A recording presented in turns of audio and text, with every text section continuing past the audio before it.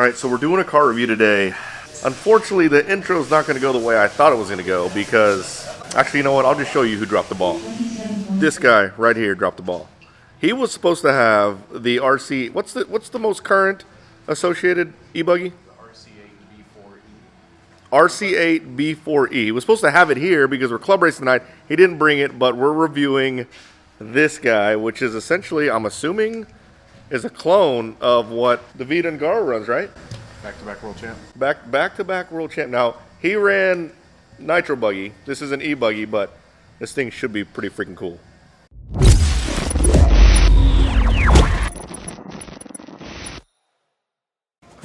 All right, I gotta sit in front of the door. Where am I sitting? Am I running the camera? Sit right here, dude. You can do the unboxing. All right. We're trying something different, guys. We put the camera where everyone who walks in the shop or the track has to be on the video, so this should be fun. But what is up, guys? My name is Mark Santamaria. Welcome back to the channel. Welcome back to the RC vlog. We have Mr. Barry Rowe with us, 9-time national champ. I don't what Not yet. 9-time future world champion. There you go. Okay, future world champion. Yes, today we are unboxing the Team Associated Reflex 14B. The reason why Barry's on this is because he's an associated driver. So this is supposed to be just like the car that David Ungaro finished. Well, it looks like it. It's got the paint scheme. So even though it's 14 scale, it's actually based on the 8 scale buggy. There you go. You would think it would be scaled down from the 10s, but it does kind of look like a 8 scale e-buggy. Now these are really cool if a whole bunch of people get them. That's a great idea. Look at that body. That's his paint scheme. Yeah. That's got to be his paint scheme. That's what it's based on. All right, let's see what we got in the box here while Barry pulls the car out. The tires. Have you seen tires like that ever in life? It's like a bar pin. A bar pin tire. It's a bar pin. Oh man, we didn't bring anything to cut the. I'll cut it off. Skip the car out there. Is this a box that you would keep? I don't keep boxes. You wouldn't even keep this box? I mean, it's got. I don't keep boxes. It's got a world champion on it. I create a spot on the shelf. Every place has a thing, and everything has a place. He's actually a 2-time world champion now. 3 times. Let's see what else we You're got. talking about the back-to-back and then also the 10 scale? Yes. So 3 in a row. Wait, did he win back-to-back? He won back-to-back 8 scale Nitro Buggy titles, and then sandwiched in right after that a 10 scale 4-wheel drive. That's right. All right, so we got an instruction manual for the remote. You have the remote. The remote has this really, really cool blue caliper thing. And then what's in here? What's in this guy? Manuals, the tools that nobody uses. The tools that no one uses. What is that? The servo horns nobody uses. Why would they put servo horns in there? That's and a little then strange. the tools, or that's the extra gears and stuff like that. So maybe there's a high-speed gear in there, you think? And then little turnbuckle rod ends or rod ends. And then it looks like shock caps. And then I don't know what this piece is, and then a gear. I thought it had some zip ties on it. Okay, first off, it looks really, really cool. It looks like an e-buggy. It looks like an e-buggy, a scaled-down e-buggy. It's got nice big metal drive shafts, which is nice. The tires have foam in them. Let's see if they're glued. They are glued, but I think I just pulled some glue off, which I don't think it's going to be. Look at that thing. Yes.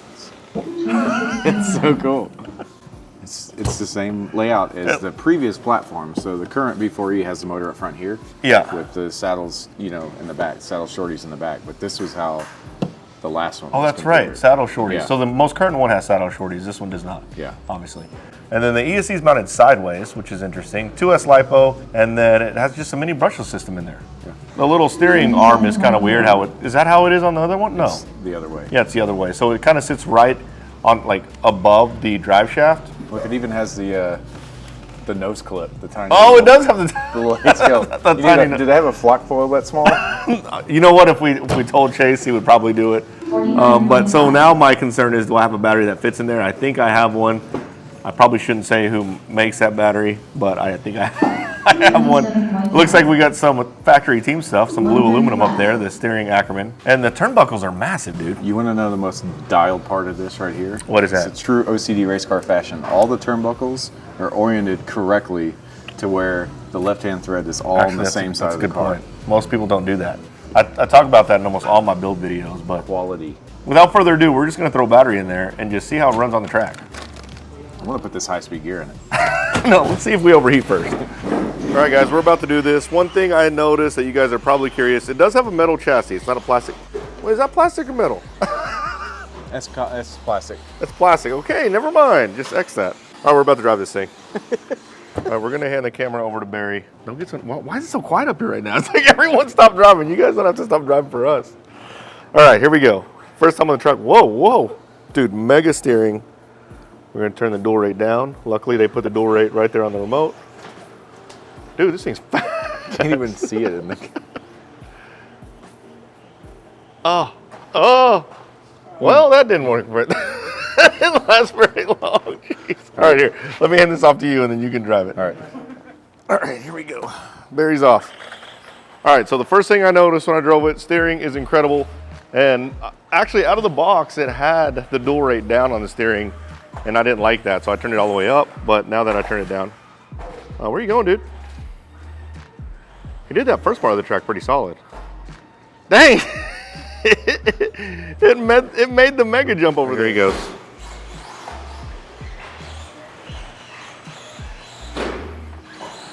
I'm gonna actually stay down here for a little bit because I have a feeling we're gonna be making mistakes like crazy.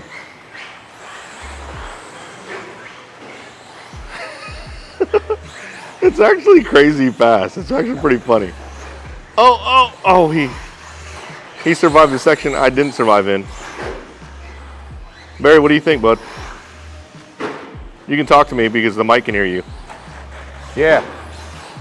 It's I went to about 50% on the dual rate on the steering just to kind of get it manageable, but. Oh, dude.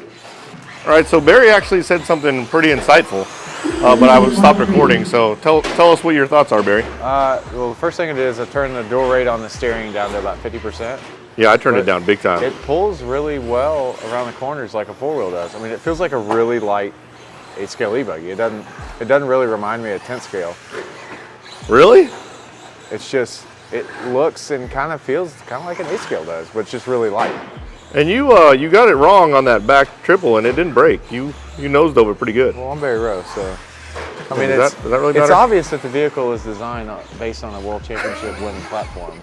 You know, Okay. because I'd like to spend some time tuning on it because it's a little bouncy. It is bouncy. I feel like just. Hey, dude, you're ripping right now. You're kind of making me look bad. You know, this is my channel, not yours. I couldn't even get past the first corner. Dude, you were ripping right now.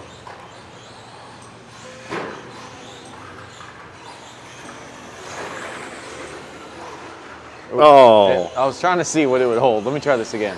On my 8-scale stuff, I would turn that corner pretty hard, and I'm trying to see if it'll hold it. We'll see if it'll hold it. Ooh, nope. Won't hold it. Oh, you get so lucky, dude. Okay, I kind of take back that. So for those hard corners, I am a little more point and shoot like a two-wheel kind of would. Like let it complete the corner and then get on it.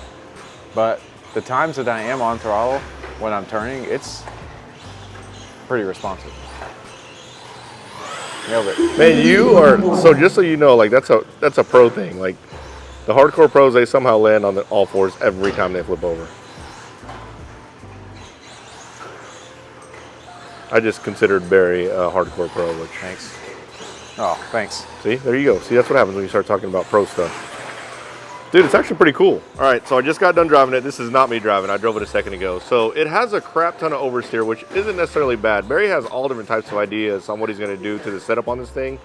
But on a big track like this, I'm going to go with, can you even see it? What's even happening?